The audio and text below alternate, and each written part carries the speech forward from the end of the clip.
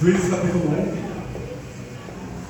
Irmãos, antes de nós começarmos, só algumas palavras para nós entendermos o que é o livro de Juízes. Está na tradição judaica, que organiza os livros de forma muito mais significativa do que a tradição grega, a nossa tradição, porque na nossa tradição Josué e Juízes são chamados de livros históricos, mas isso talvez possa ser enganoso, porque eles não estão apenas recontando coisas históricas, não é um livro sobre história, mas é a partir da história, eles estão comunicando teologia, estão nos mostrando quem é Deus para nós, para Israel e para a igreja de todos os tempos. E na tradição judaica, esse livro é chamado de um livro profético. Então, para os judeus, existem 4 profetas anteriores, que é Josué, Juízes, Samuel e Reis. Samuel e Reis é um livro só, originalmente falando. Então, Juízes, ele é um livro profético, e ao longo dos meses nós vamos ver o que constitui esse elemento profético que perpassa cada linha e cada versículo aqui do livro de Juízes. Ele vai cobrir um período mais ou menos de 300 anos, do final da vida de Josué até mais ou menos o nascimento de Samuel, que é considerado aí o último dos juízes, e depois ele unge Saul, e por fim ele unge o rei Davi. E depois que terminar Juízes, a gente vai continuar depois no livro de Samuel, se Deus assim o permitir. Irmãos, Juízes é um livro que, se a gente for detalhar todas as nuances, todos os detalhes do texto, a gente poderia colocar em um culto para maiores de 18 anos, porque é um livro muito trágico. E quando a gente fala de trágico, a gente está usando essa palavra do drama, do teatro. A comédia são peças teatrais que normalmente tem um final feliz. Tem muitas lutas ao longo da peça, mas acaba de forma muito bem, né? Josué seria considerado, assim, nessa perspectiva do drama, um livro de comédia, não porque ele é um humorístico, não, mas porque ele termina muito bem. O livro de Josué termina com toda a geração que estava ali presente com Josué, que conquista a terra prometida, adora ao Senhor. Então Josué termina num tom muito positivo, de que enquanto Josué viveu, toda aquela geração israelita estava adorando e obedecendo a Yahvé, o Deus Criador, e que os redimiu lá do Egito. Só que Juízes é o oposto. Juízes é uma tragédia, porque Juízes ele termina no pior tom possível.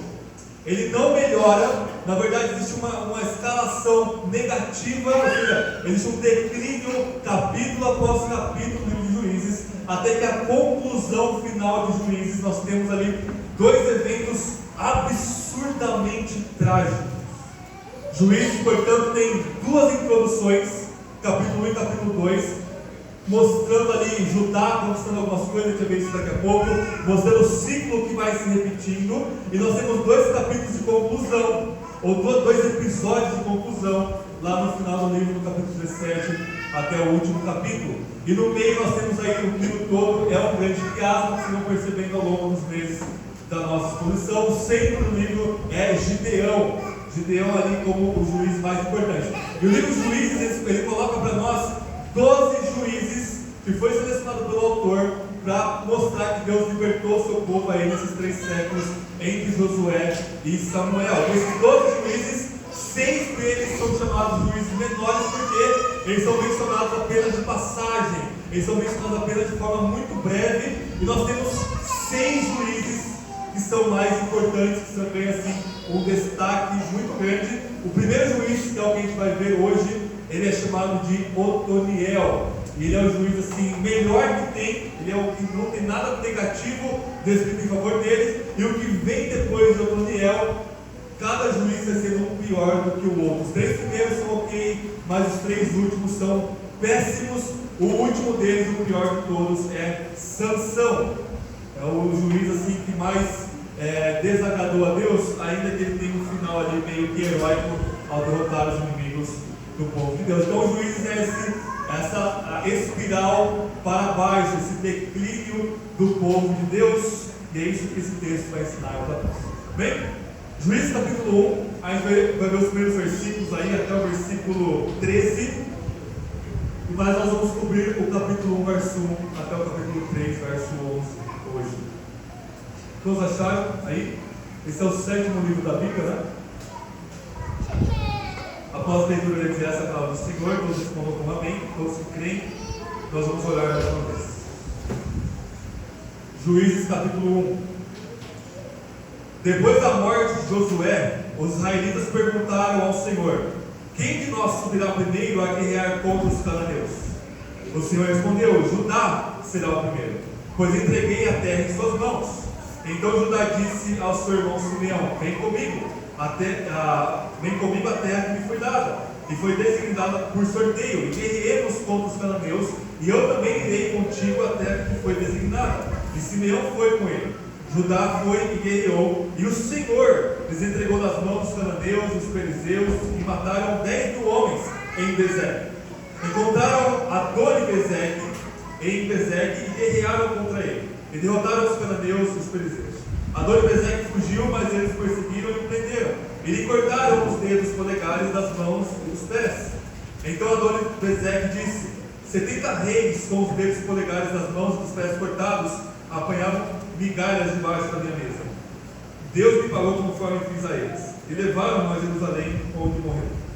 Os descendentes de Judá guerrearam contra Jerusalém e a conquistaram, mataram seus habitantes a fio de espada e incendiaram a cidade. Depois disso, os descendentes de Judá desceram para guerrear contra os cananeus que habitavam na região montanhosa, no Negueb e na Baixada. Então Judá avançou contra os cananeus que habitavam em Hebron, cujo nome antigamente era Kiriat Arba, e derrotou ali Sesai, Aimã e Talmar. Dali avançou contra os moradores de Debir, que antigamente se chamava Kiriat Sefer. Então Caleb disse: darei a minha filha Axa por mulher a quem atacar Kiriat Sefer e a tomar. E Otoniel, filho de Kenaz, o irmão mais novo de Caleb, tomou a cidade. Por isso Caleb lhe deu a sua filha Axa por mulher. Essa é a palavra do Senhor. Amém? Amém. Vamos orar? Senhor, como nós cantamos hoje, Tu és o nosso castelo forte, socorro bem presente nas situações. O Senhor é a nossa rocha em quem nós estamos firmes, porque é o Senhor que nos sustenta, ó Deus, pela Sua palavra. Tu és o nosso Rei, o mal não irá triunfar, porque é o Senhor que triunfa sobre todas as coisas, e nós te adoramos por isso. E pedimos que o Senhor fale conosco na Sua poderosa e escrupulosa palavra.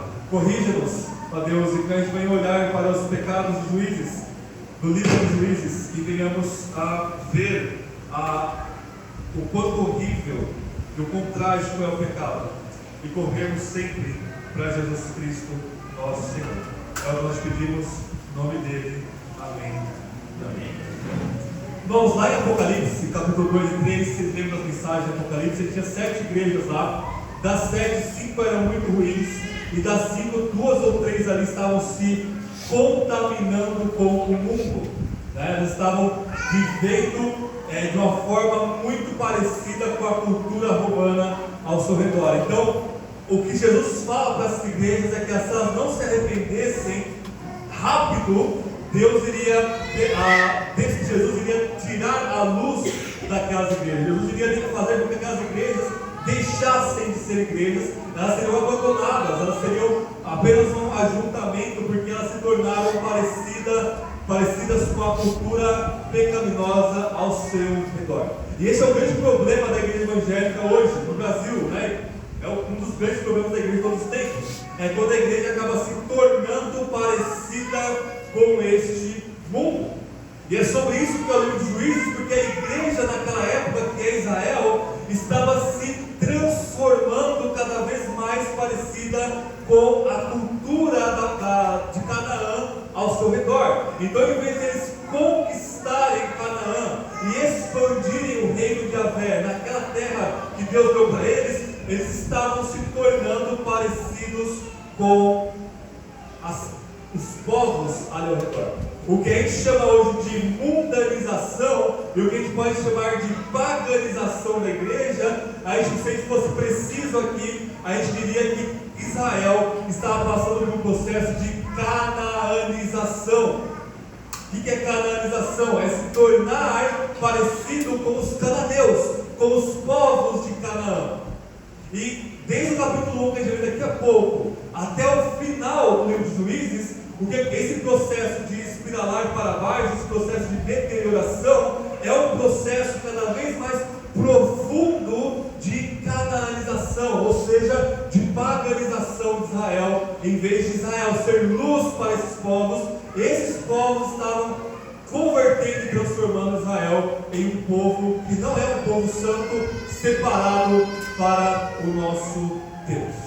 Então o livro de Juízes a introdução, é mostrar o começo desse processo de canalização, que é o capítulo 1 e 2.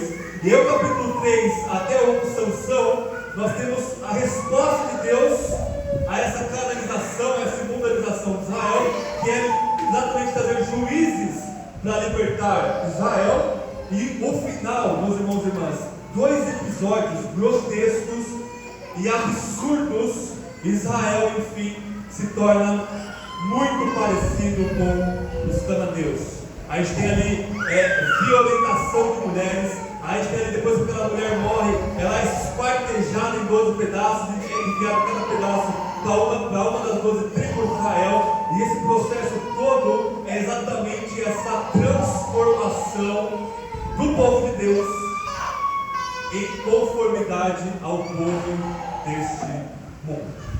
E a resposta de Deus são os juízes. Mas juízes não são, não é um termo do direito, eles não são legisladores no sentido que Moisés era. A palavra juiz significa libertador. Deus levanta libertadores ou salvadores para combater os inimigos de Israel. E o ciclo de todo o livro de Juízes é muito simples. É um ciclo que se repete em todo o livro de Juízes. Que ciclo é esse? Israel peca, primeiro ponto de Juízes, capítulo 2, daqui a pouco a gente vai detalhar isso. Israel peca, Deus envia o povo cananeu para acabar com eles ficam escravos desse povo por um tempo. Aí o que acontece? Eles clamam ao Senhor em arrependimento, mas Deus, livra-nos. Deus levanta um juiz, um libertador. Esse juiz está passado por Deus, liberta Israel, e aí fica tudo bem por um tempo. Depois Israel volta a pecar e o ciclo se repete. Pecado, punição, clamor, juízo, libertação. Depois da libertação eles voltam no processo tudo de novo. Cada juiz que é levantado desses 12, esse processo ele é repetido. Se Israel não aprende, é por isso que esse círculo ele vai indo para baixo, porque Israel vai se aprofundando cada vez mais nos seus pecados, e os juízes também, eles vão piorando, como eu falei para vocês. Mas esse primeiro juiz, Otoniel, da tribo de Judá, o irmão mais novo de Caleb, o Caleb, ele está falando aqui, aquele que junto com Josué conquistou Canaã, foi o único com Josué dos 12 espias que falou bem de Canaã, falou que a gente pode confiar em Deus, Israel iria conquistar aquela terra. Otoniel é o primeiro juiz. Ele é mencionado aqui no comecinho do capítulo 1, e depois ele volta lá no capítulo 3, se você tem no capítulo 3, verso 7 em diante. Otoniel, ele é o primeiro juiz a ser levantado. Quer dizer que a introdução dos juízes é o quê? Um quiasmo. Ok? E o quiasmo é exatamente esse aqui, perfeitamente desenhado pelo autor de Juízes, que foi escrito, diga-se de passagem, na época de Davi. Muito provavelmente antes de Davi se estabelecer em Jerusalém como a sua sede do seu reinado ali. Isso é importante por vários motivos que a gente vai ver mais para frente, tá? Mas só de curiosidade, nós temos o sucesso de Otoniel e seu plano de Judá, e aqui o sucesso de Otoniel no capítulo 3 como o primeiro juiz de Israel. Nós temos fracassos das tribos, com a parte B do texto, capítulo 21, as fracassos da tribo de novo, capítulo 3, versículo 6. O veredito e a profecia do anjo do Senhor, aqui na parte C. O veredito e a profecia do próprio Deus, aqui no capítulo 2, verso 20. Os israelitas fazem o que era mal aos olhos do Senhor. Os israelitas fazem o que era mal aos olhos do Senhor. E o meio do texto, da introdução, é o capítulo 2, verso 16. O Senhor fornece juízes para libertar o seu povo. Porque o capítulo 1 vai falar de Judá e Otoniel conquistando. O capítulo 2 vai ser uma visão geral do livro, esse ciclo de pecado e libertação que a gente está vendo. E o capítulo 3, então, ele começa já com Otoniel, voltando Otoniel a passagem para mostrar que ele é o primeiro juiz, tá? Com base nesse quiasmo, nessa própria estrutura que o texto se apresenta para nós, eu gostaria de destacar 3 coisas que o autor juiz está destacando para nós.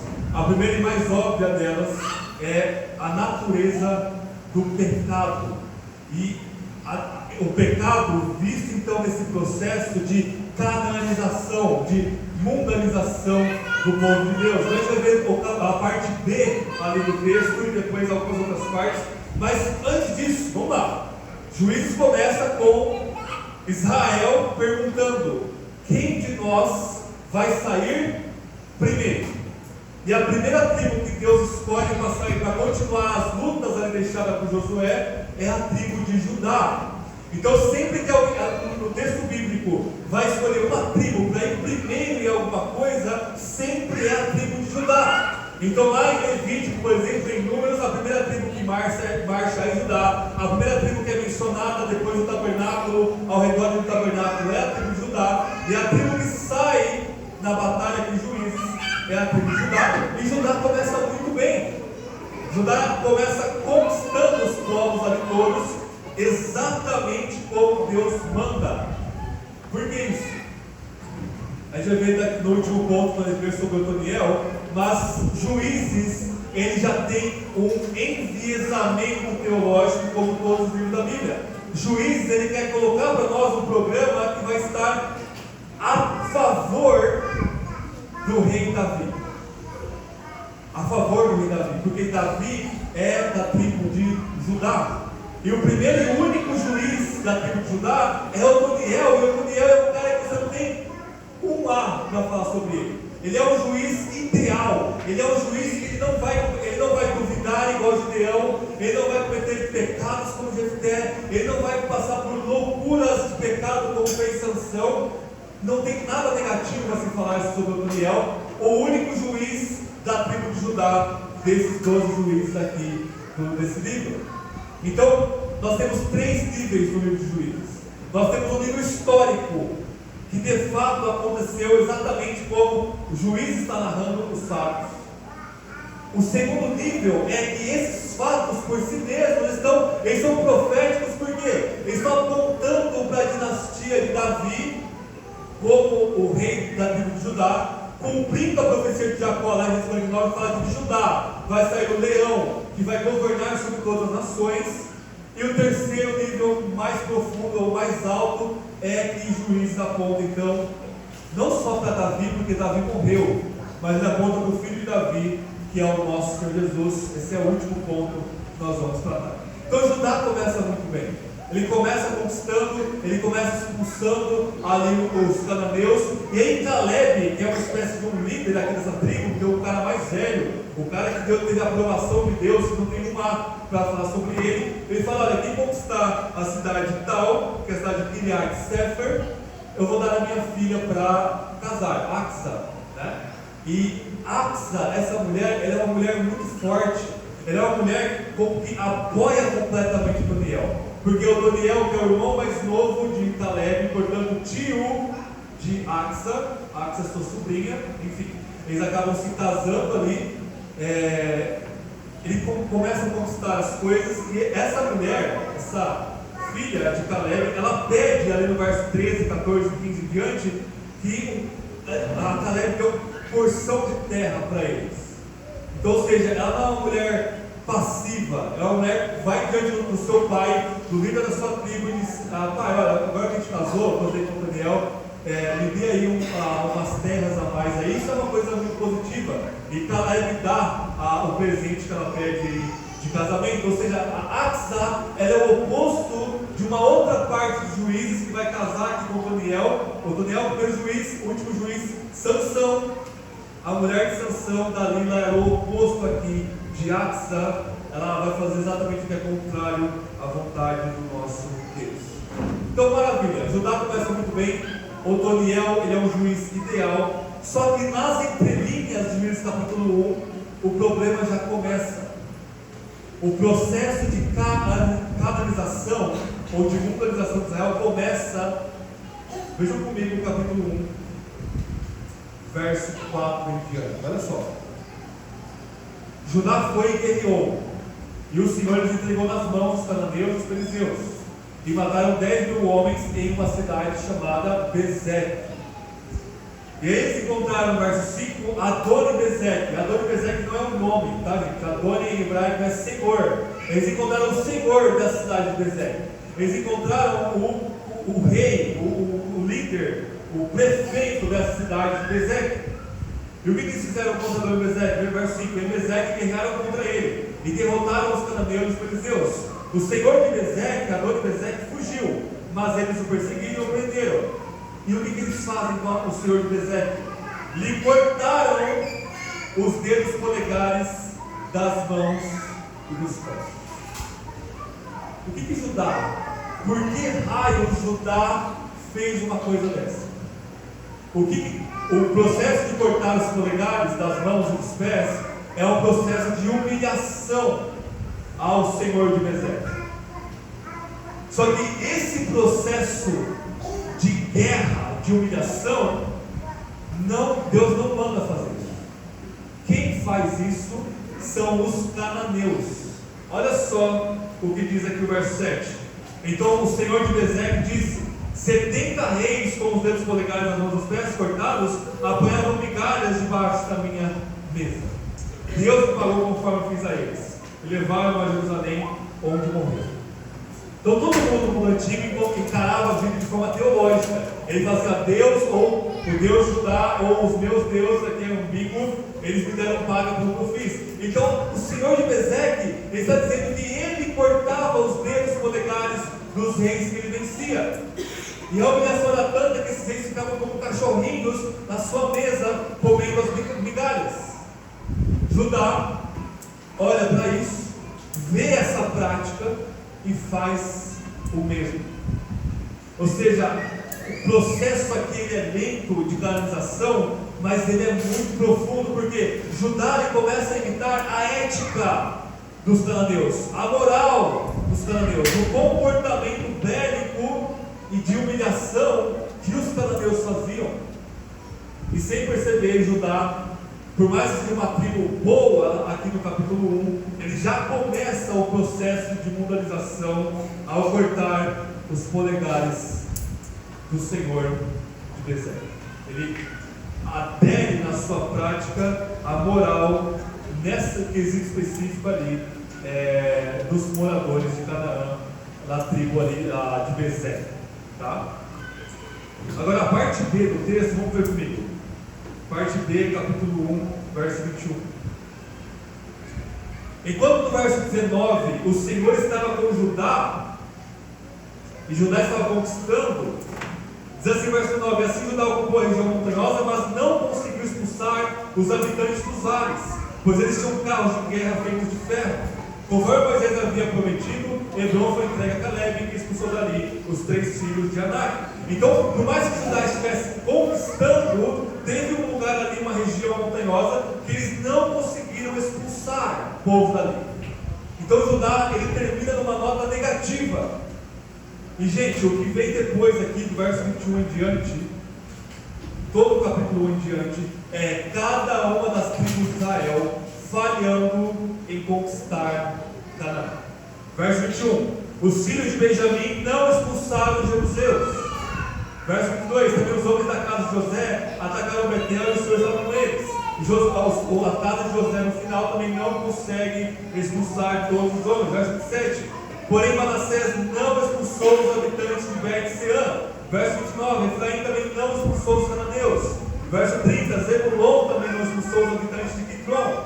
Verso 31: Azer também não expulsou os habitantes de Aco. E assim, cada tribo das 12 falha na missão que Deus deu para eles de conquistar Canaã.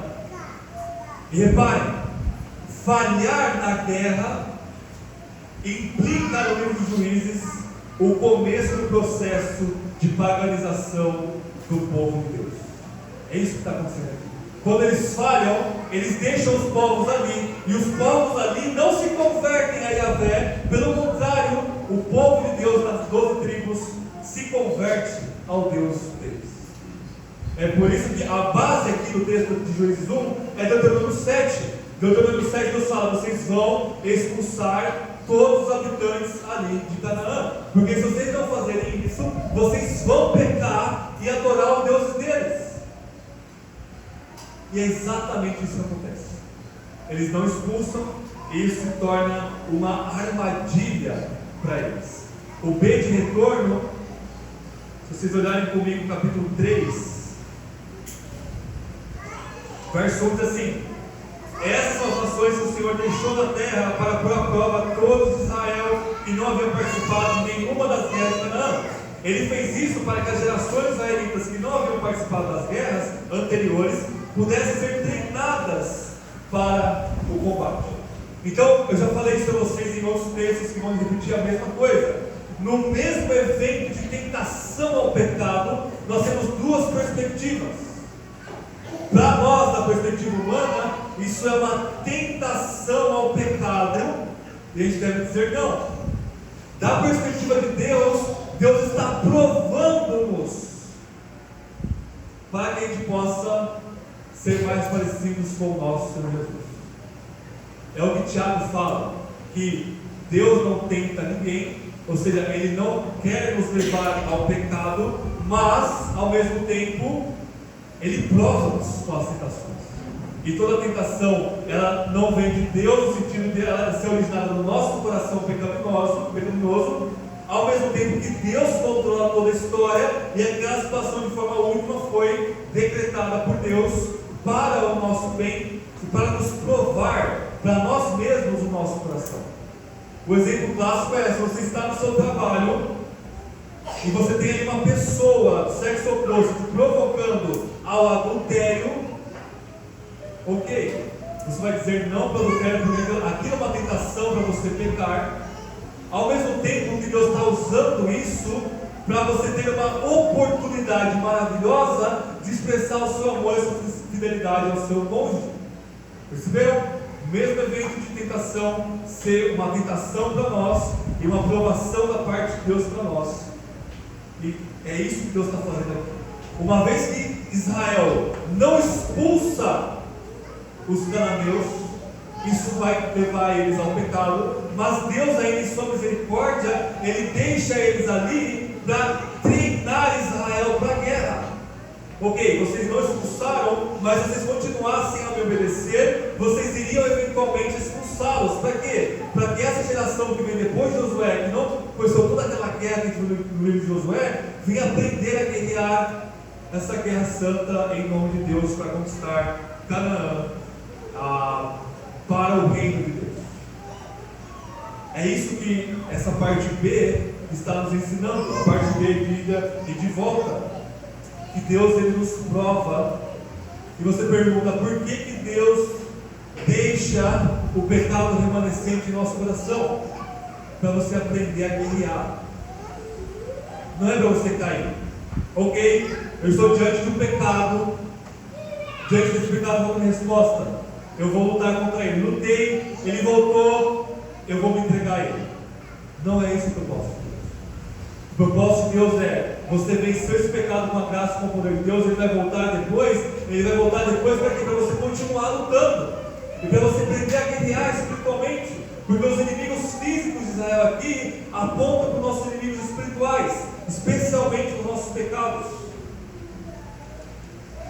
Então a natureza do pecado, ela mostra para nós que ela vai continuar remanescente em nossos corações, mas é para nós batalharmos contra eles e não para nós nos entregarmos a ele.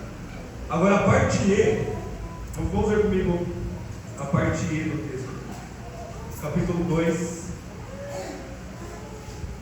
verso 11.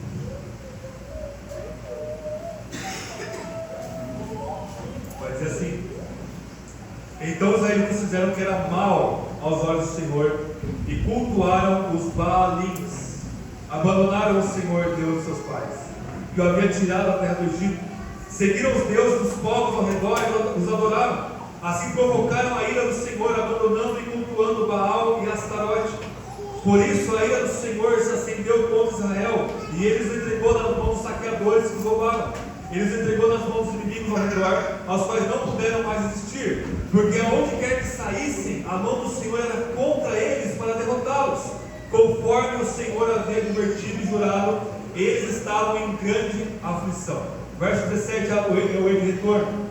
Entretanto, não deram ouvidos nem aos seus juízes, pois se prostituíram com outros deuses e os adoraram. Logo se desviaram do caminho em que seus pais haviam andado, em obediência aos mandamentos do Senhor.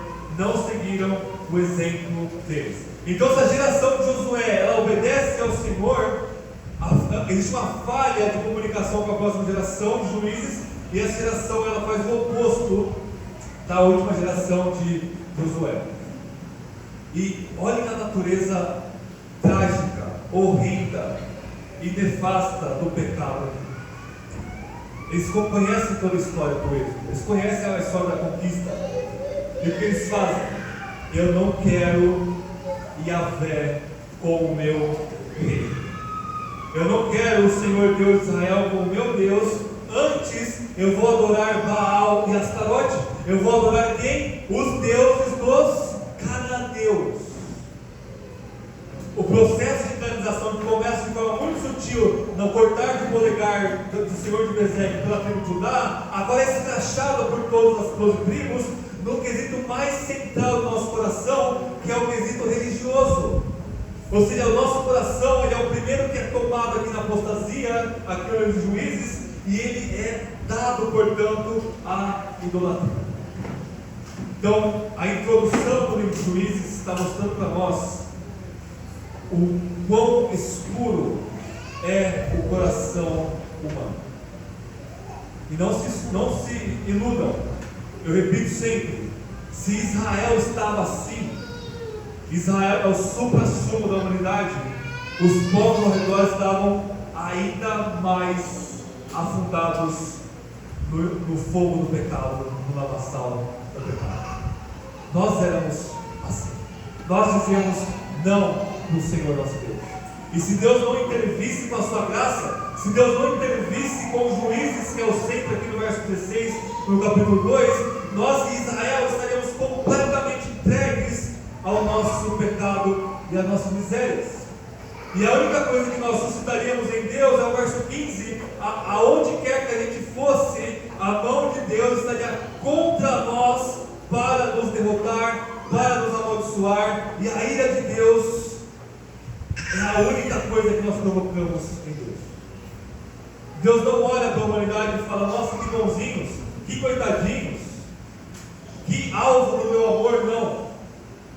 João 3,16: quem não crê no Filho, sobre ele permanece, é uma coisa permanente, a ira de Deus. A mão do Senhor, como o guerreiro divino que luta pela sua própria causa e pela sua própria glória, está contra aqueles que se encontram no processo de paganização, aqueles que no final das contas estão adorando a outros deuses. O que o juiz vai nos ensinar então é: o pecado remanescente em nosso coração serve para nós lutarmos dia e noite contra eles. Isso mostra e provará como uma provação que Deus nos transforma, que Deus nos santifica e que nós amamos a Deus porque Ele nos amou primeiro. Só que o pecado ele tem uma característica de sempre conseguir se aprofundar. É aquela questão que a gente vê nos Salmos de um abismo chamar um outro abismo, que o Provérbio vai falar também. O pecado ele nunca é uma coisa estática. O pecado, Paulo ele vai personificar o pecado lá em Romanos 6 para a gente entender que o pecado é uma força ativa, e essa força ativa contra Deus dentro de nós, ela sempre quer ficar raízes mais profundas e dar frutos mais podres, ou seja, ele sempre quer crescer dentro de nós. E uma vez que a gente se entrega ao pecado, ele vai tomando cada vez mais conta de nós. Por que existem tantos pedófilos hoje em dia? Por causa da pornografia. A pessoa entra no mundo da pornografia e ela não vai ficar no mesmo vídeo que ela viu a primeira vez. Ela vai querer cada vez coisas mais pesadas. Por quê? Porque isso é uma droga, e é uma droga que injeta dopamina no cérebro humano de forma pecaminosa, e essa dopamina ela vai ficando acostumada, e o seu, como pessoa viciada, ela quer cada vez mais se aprofundar nisso, até que o fundo do poço é a prostituição infantil. E daí para baixo, aí para a morte. É isso que acontece com Canaã. É isso que acontece com Israel, perdão. Eles se entregam ao pecado. Deus, no verso 16 do capítulo 2, fala que Deus suscita juízes para eles, que é o ponto central do texto. E aí o verso 17 fala que eles não deram ouvidos aos juízes. Por quê? O juiz libertava eles, só que eles voltavam na roda do pecado de novo. E essa roda do pecado, ela não vai se repetir da mesma forma, ela vai caminhar para baixo. Porque o pecado ele tem essa potência de puxar-nos cada vez mais para baixo das trevas. Isso é a natureza, essa é a natureza do pecado que o livro de Juízes vai escrachar de forma muito trágica, para nos escandalizar mesmo, e nos fazer ver que nós somos esse povo aqui. Nós somos Canaã, na pior das espécies aqui. E vejam, começa com Judá cortando dedos de um rei pagão. Talvez a tribo de Judá tivesse até zombado do Senhor de Bezek, porque era um ato de humilhação. Vamos fazer o que ele fez com os outros reis que ele derrotou. Corta os dedos desse daí. Seria um bom presidente do Brasil, aliás, né? Ou seja, um inútil. Mas vamos zombar com ele. Mas nessa brincadeira, nessa humilhação, eles colocam um pezinho ético dentro de Canaã. E assim começa com a gente. Eu estou lá no trabalho, está encharcado de pessoas falando palavrão. E aí eu faço uma brincadeira com o palavrão. Daqui uma semana, daqui um mês, você está com a boca mais suja do que aquelas pessoas. Eu começo vendo uma coisinha aqui, uma coisa abominável que o pessoal cunhou hoje, que é soft porn, que é uma prostituiçãozinha leve. Daqui a pouco eu já estou com uma coração entregue ao adultério. Eu começo cobiçando uma coisinha que apareceu no Instagram, uma viagem que a pessoa fez, eu cobicei aquilo lá. Daqui a pouco você está consumido pela cobiça e pela inveja. É assim que o pecado age. E se você é cristão, Deus vai intervir, te disciplinar, te quebrar em várias partes para te refazer novamente. Mas se não, a sua confissão de fé ela vai cair e você vai se apostatar da fé, porque você se entregou em um momento lá atrás no pecado. Os grandes pecados não aparecem do dia para a noite. O adultério aconteceu, o marido me traiu, não. É um processo de canalização, de paganização e de mundanização que Israel e nós sofremos igualmente.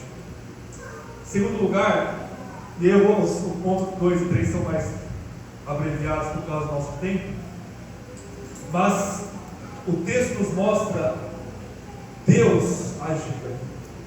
O centro dessa introdução, capítulo 1 ao 3, é o capítulo 2, 16, vamos ver novamente. Mas o Senhor levantou juízes que os livraram da mão dos saqueadores. Aqui o centro de tudo é que Deus ainda é gracioso. Deus ele ainda liberta o seu povo, apesar de toda essa imundícia que eles se colocam. E não somente isso, mas a parte C, que é o capítulo 2, verso 1 ao 5, nós temos o seguinte, capítulo 2, verso 1: o anjo do Senhor subiu de Gilgal a pouquinho e disse: eu vos tirei do Egito e vos trouxe a terra que prometi a vossos pais com juramento, e vos disse: nunca desfarei minha aliança convosco, e vós não fareis aliança com os habitantes da terra. Pelo contrário, derrubarei seus altares, mas não obedeceis a minha voz. Por que vocês fizeram isso? Esse anjo do Senhor é o próprio Deus, Filho, porque é uma manifestação de Deus Filho naquele lugar. Êxodo 23, esse anjo do Senhor, ele é aquele que liberta Israel do Egito. E aqui o anjo do Senhor fala como se fosse Deus, porque ele é. Ele fala assim: eu vos tirei da terra do Egito. Jesus não é um anjo, mas ele se manifesta no Antigo Testamento como o mensageiro de Yahvé, o anjo do Senhor, aquele que liberta o seu povo do seu pecado, da sua escravidão, e aquele que traz a palavra de Deus, que é exatamente o que Jesus faz na sua encarnação. E a punição é entregá-los aos seus pecados de adoração. E a parte C de retorno é o capítulo 2, verso 20. Aqui o próprio Deus fala fala, capítulo 2, verso 20: a ira do Senhor se acendeu contra Israel e disse: visto que essa nação desfez a aliança que fiz com seus pais, e não tem ouvido a minha voz, não expulsarei mais diante deles nenhuma das nações que Josué deixou quando morreu. Farei isso para pôr Israel à prova, para ver se guardará o caminho do Senhor e estará nele como seus pais o fizeram. Assim o Senhor permitiu que aquelas nações ficassem na terra e não os expulsou logo, nem os entregou nas suas mãos. Aqui nós vemos que a justiça e a misericórdia de Deus. E a justiça de Deus contra o pecado, na Bíblia, ela sempre é de forma dupla. Ela é de forma ativa e de forma passiva. De forma ativa, o que é a ira de Deus contra os pecados? Ele ativamente destrói o seu povo, ou as nações, ou Sodoma e Gomorra, o Egito, enfim. Deus, ele manda pragas, ele manda morte, ele manda aqui o povo pagão derrotar Israel, seu povo. Então Deus está ativamente contra aqueles que estão contra ele. E de forma passiva, Deus entrega o povo ao seu pecado. As duas coisas juntas. Romanos capítulo 1 fala que aqueles que conhecem a Deus pela criação, mas não adoram, Deus os entrega às suas paixões pecaminosas. Então aqui o texto mostra para nós um Deus que é justo, que pune violentamente aqueles que são seus inimigos, e no caso aqui seu próprio povo se coloca como seu inimigo, mas que é gracioso. E o centro de tudo é a sua graça. Ele levanta libertadores para esse povo. Libertadores. E esse é o nosso terceiro e último ponto. O libertador que é levantado aqui, como eu falei para vocês, é Otoniel, capítulo 3, verso 7. Os israelitas fizeram que era mal aos olhos do Senhor, esquecendo-se do Senhor seu Deus, e cultuando os Balaíns e Azerá. A ira do Senhor se acendeu contra Israel, e ele os entregou nas mãos de Cuxã-Risataim, rei da Mesopotâmia. E os israelitas serviram a Cuxã-Risataim durante 8 anos. Mas quando os israelitas clamaram ao Senhor, olha o ciclo aqui, eles pegam, são punidos, clamam ao Senhor, o Senhor levantou um libertador que os livrou, Otoniel, filho de Kenaz, irmão mais novo de Caleb. E veio sobre ele o Espírito do Senhor, e ele se tornou juiz de Israel. Então foi a guerra, e o Senhor lhes entregou Cuxã-Risataim, rei da Mesopotâmia, contra quem prevaleceu. Então a terra teve sossego durante 40 anos, até a morte de Otoniel, filho de Kenaz. Esse primeiro juiz, Otoniel, como eu falei para vocês no começo, a gente precisa lembrar disso, é da tribo de Judá. Ele é o primeiro, ele é o melhor e o único da tribo de Judá. O próximo juiz, reparem, eu vou repetir isso na semana que vem.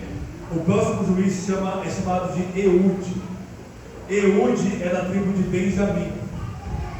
E ele é o único juiz que Deus não dá o seu espírito. O Deus não fala que o Espírito Santo veio sobre Eude.